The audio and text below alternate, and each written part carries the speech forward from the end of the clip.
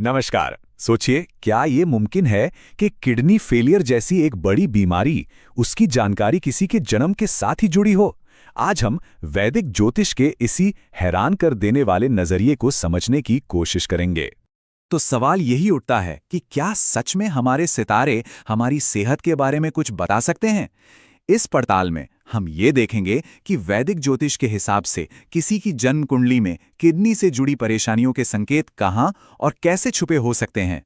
अब देखिए, इस मामले में दो बिल्कुल अलग अलग नजरिए सामने आते हैं। एक तरफ है मॉडर्न साइंस, जो कहता है कि ये शरीर की एक बायोलॉजिकल प्रॉब्लम है, और दूसरी तरफ है चिकित्सा ज्योतिष, जो इसे कर्मों और ग्रहों की ऊर्जा से जोड़कर देखता है। आज हम इसी ज्योतिषीय पहलू पर बात करने वाले हैं। ठीक है, तो चलिए अब इस विषय की गहराई में उतरते हैं। सबसे पहले ये समझते हैं कि आखिर वैदिक ज्योतिष सेहत से जुड़ी परेशानियों को देखता कैसे है। इसकी एक खास शाखा है जिसे आयुर्ज्योतिष कहते हैं। तो इसका सीधा सा मतलब ये है कि जन्म कुंडली को सिर्फ भविष्य बताने वाला कोई टूल नहीं, बल्कि हमारी सेहत का एक तरह का नक्शा भी माना जाता है। आयुर्ज्योतिष के हिसाब से ग्रहों की पोजीशन किसी की फिजिकल हेल्थ पर सीधा असर डाल सकती है। तो सवाल ये है कि कुंडली में ये हेल्थ का ब्लूप्रिंट आखिर छिपा कहाँ होता है। देखिए, ज्योतिष में कुंडली के अलग अलग भाव या घर होते हैं जो जिंदगी के अलग अलग हिस्सों को दिखाते हैं। और जब बात किडनी की सेहत की आती है तो 4 भाव सबसे खास माने जाते हैं। ये वाकई में बहुत दिलचस्प है। जैसा कि आप इस टेबल में देख सकते हैं, हर भाव की एक अलग कहानी है। 7वां भाव सीधे सीधे किडनी से जुड़ा है, 6ठा भाव बीमारियों का है, 8वां लंबी चलने वाली दिक्कतों का, और 12वां भाव हॉस्पिटल जैसी गंभीर सिचुएशन का। इन सब को मिलाकर ही एक पूरी पिक्चर बनती है। भावों को समझने के बाद अब आते हैं ग्रहों पर। आप इन्हें इस कहानी का मेन कैरेक्टर समझ सकते हैं। ज्योतिष के मुताबिक जब अलग अलग ग्रह कमजोर होते हैं या उन पर कोई बुरा असर होता है तो वो शरीर में अलग अलग तरह की प्रॉब्लम्स पैदा करते हैं। किडनी की सेहत की बात करें तो सबसे जरूरी ग्रह है शुक्र।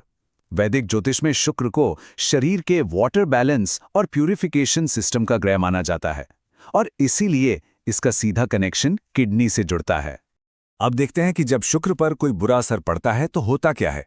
अगर शुक्र अपनी कमजोर स्थिति में यानी कन्या राशि में है तो ये किडनी की फिल्ट्रेशन पावर को कम कर सकता है, और अगर ये सूरज के बहुत पास आकर अस्त हो जाए तो इससे शरीर में जलन या इन्फ्लेमेशन जैसी दिक्कतें आ सकती हैं।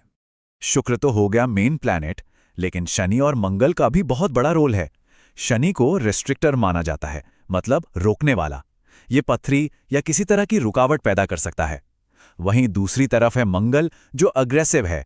ये अचानक होने वाली सूजन या फिर सर्जरी जैसी नौबत ला सकता है। और फिर आते हैं राहु और केतु, जिन्हें शैडो प्लैनेट्स भी कहते हैं। इनका काम करने का तरीका थोड़ा अलग है। राहु ऐसी दिक्कतें देता है जो अचानक आती हैं और जिन्हें पकड़ना बहुत मुश्किल होता है, और केतु वो अंगों के सिकुड़ने या उनके कमजोर होने की वजह बन सकता है। और बात यहीं खत्म नहीं होती। इससे भी ज्यादा गहराई में जाने के लिए ज्योतिषी नक्षत्रों को भी देखते हैं, जिन्हें मून मेंशंस भी कहते हैं। खासतौर पर तुला राशि में आने वाले नक्षत्र किडनी की सेहत के बारे में और भी डिटेल में जानकारी दे सकते हैं। अच्छा, अब एक बहुत ही जरूरी बात समझनी है। किसी की कुंडली में परेशानी का योग होना ही सब कुछ नहीं होता। उस योग के एक्टिवेट होने के लिए एक सही टाइम, मतलब एक ट्रिगर की भी जरूरत होती है। इस विचार को ये कोट बहुत अच्छे से समझाता है। मतलब कुंडली में जो भी संभावनाएं हैं वो एक दबे हुए स्प्रिंग की तरह हैं, जो तब तक शांत रहती हैं जब तक कोई खास ग्रह दशा या गोचर आकर उन्हें दबा न दे। तो ये ट्रिगर काम कैसे करते हैं? इसके 2 मेन तरीके हैं। पहला है दशा।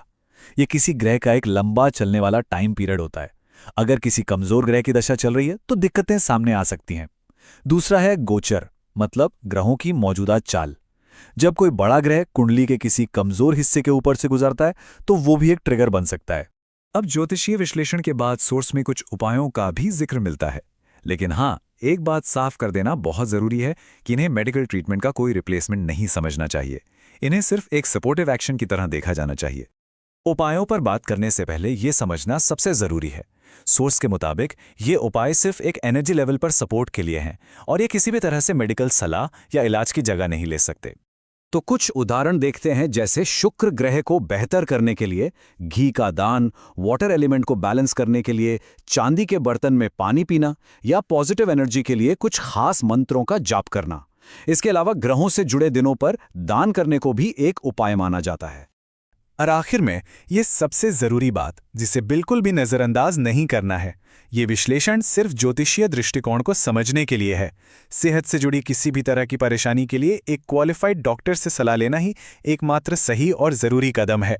तो आखिर में सवाल यही बचता है, क्या इसे सेहत का एक कॉस्मिक मैप माने, एक ऐसा प्राचीन ज्ञान जिसमें कोई गहरी सच्चाई छुपी है, या फिर आज के जमाने में अपने शरीर को समझने का सिर्फ एक और नजरिया? इस पर सोचना वाकई दिलचस्प है।